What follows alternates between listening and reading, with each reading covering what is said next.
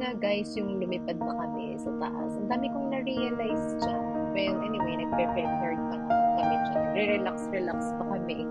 Kasi syempre, ayun, nadahan-dahan na siya lumilipad guys. Then, kaya, yung una nakakatakot siya. Pero, ayun, basta habang tumataas ka, nagbe-pray kasi ako ng mga oras na yun. Ang dami kong na-imagine, tsaka ang dami sa kapit nire-reveal ni Lord. Especially nung nandun na kami sa taas.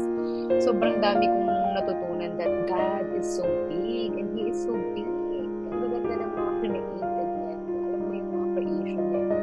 Yung sky, yung wind, yung sea, na walang katapusan ng dagat, yung langit na hindi mo alam kung nasa ng katapusan.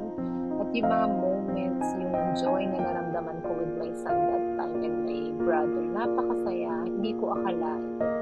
And only to remember and also to remind us na, ayun, si God lang talaga yung nakapag-satisfy sa atin. It's not about the money, it's not about the things that is coming to us, but it's God alone. And He is the only way of satisfaction and even the happiness of the people.